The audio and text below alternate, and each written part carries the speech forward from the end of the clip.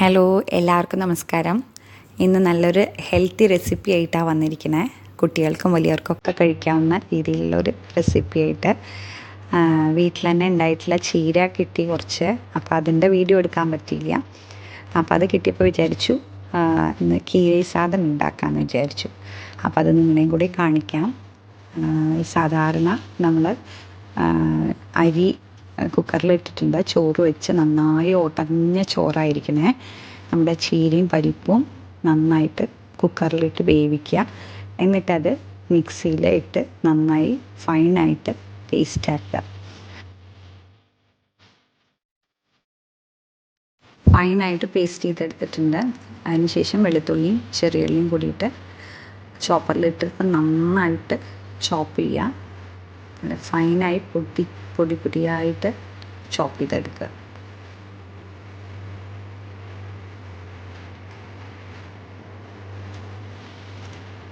അങ്ങനെ ഇതുപോലെ ചോപ്പ് ചെയ്തെടുത്തിട്ടുണ്ട്. ചോപ്പ് ചെയ്ത് കഴിഞ്ഞപ്പോഴേക്കും ചോറായിട്ടുണ്ട്. അപ്പോൾ ഇനി നമുക്ക് വേണ്ടത്, ഇത് നന്നായിട്ട് പാകം വേവായിട്ടുണ്ടെങ്കിലും നമ്മുടെ ഒരു കയ്യിലോ അല്ലെങ്കിൽ തവ എന്തെങ്കിലുമൊക്കെ എടുത്തിട്ട് നന്നായിട്ട് അതിനെ ഉടച്ച് ഇങ്ങനെ പേസ്റ്റ് കുഴമ്പ് പോലെ അങ്ങനെ ആയിട്ടിരിക്കണം. പേസ്റ്റായിരിക്കണം. ഉടച്ച് നന്നായിട്ട്. ഇപ്പം നിങ്ങൾ ചെയ്യുമ്പോൾ വിചാരിക്കും എങ്ങനെയാണ് ഇതൊക്കെ കഴിക്കുക എന്നുള്ളൊരു അവസ്ഥ ചിലർക്കെങ്കിലും മനസ്സിലുണ്ടാവുമായിരിക്കും. പക്ഷേ ഇത് കഴിച്ചവർക്ക് അതിൻ്റെ ടേസ്റ്റ് അറിയുള്ളൂ.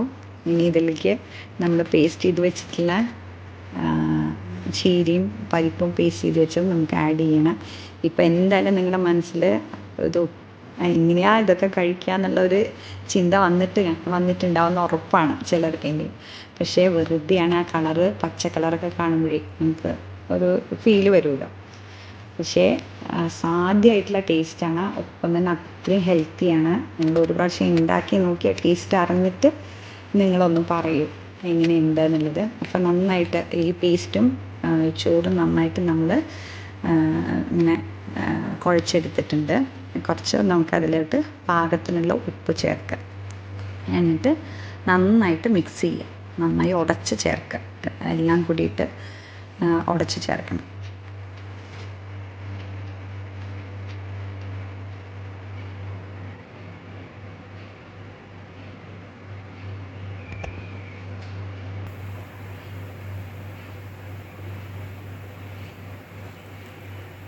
വളരെ എളുപ്പമാണ് ഉണ്ടാക്കാൻ.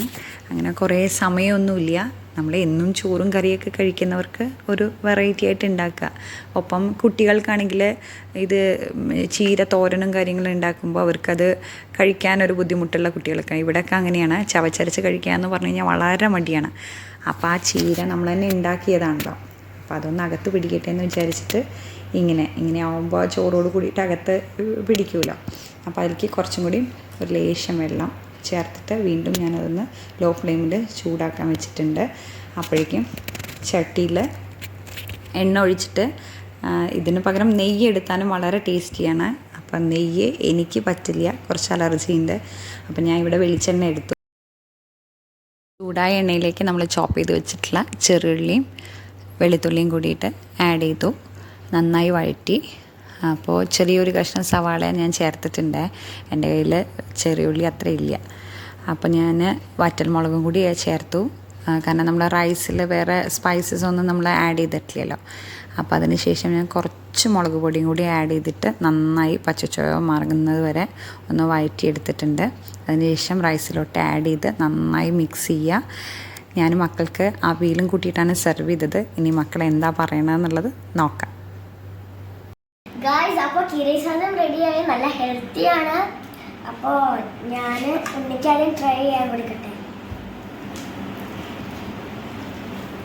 എനിക്കിത് കൊടുത്തിട്ട്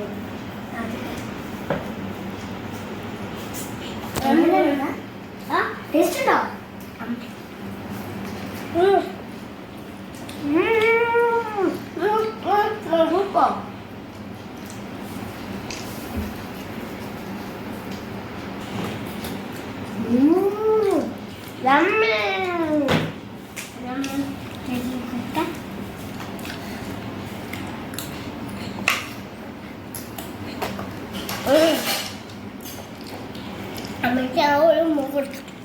നിങ്ങൾ എല്ലാ എല്ലാവരും ട്രൈ ചെയ്യും, ഉറപ്പായിട്ട് നിങ്ങൾക്ക് ഇത് ഇഷ്ടമാവും.